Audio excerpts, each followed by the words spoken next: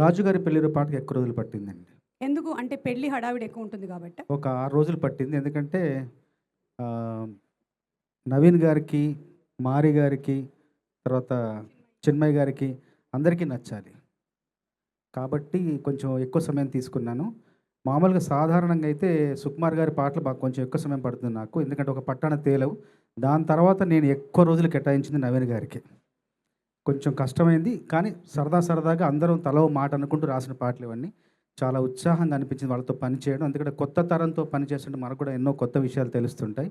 ఈ సినిమాలో నాకు బాగా నచ్చిన అంశం ఏంటంటే, నవ్వుతూనే మంచి విషయం చెప్పడం, నవ్విస్తూనే ఒక మనసుకి హత్తుకునే విషయం చెప్పడం, నవ్విస్తూనే మనుషుల్ని మేలుకొల్పే విషయం చెప్పడం అనేది చాలా గొప్ప కథకుల లక్షణం.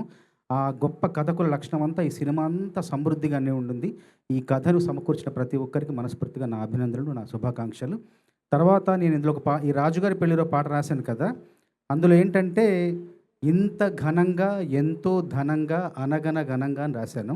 కాబట్టి అందులో రాసినట్టుగానే అంటే వాక్ శుద్ధితో రాస్తే వాక్ సిద్ధిస్తుందంటారు. ఎక్కడో మనకు కొంచెం వాక్ శుద్ధి తగిలినట్టుంది. అందువల్ల ఘన విజయం సాధించింది, ధన విజయం కూడా సాధించింది. తర్వాత నవీన్ గారి గురించి చెప్పాలి. రాసే క్రమంలో నాకు ఆయనలో కనిపించింది ఏంటంటే విపరీతమైన తపన, చాలా పట్టుదల కనిపించింది.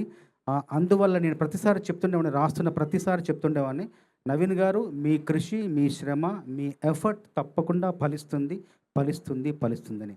నిజంగా ఫలించింది, పూర్ణంగా ఫలించింది, సంపూర్ణంగా ఫలించింది, పరిపూర్ణంగా ఫలించింది.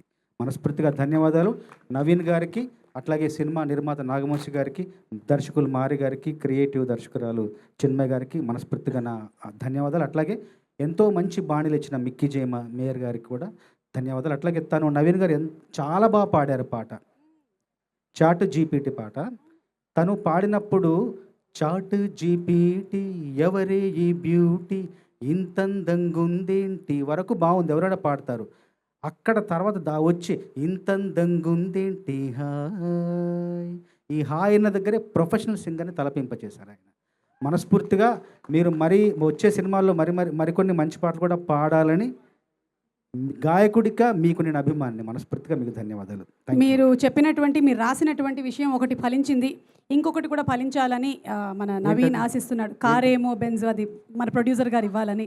కారేమో బెంజి, ప్యారేమో జంజి స్టోరీ మొదలెట్టేద్దాం. ఖచ్చితంగా మీ మీ మీ బాలవాకు బ్రహ్మవాకు అన్నాను. అదే, థ్యాంక్ యూ.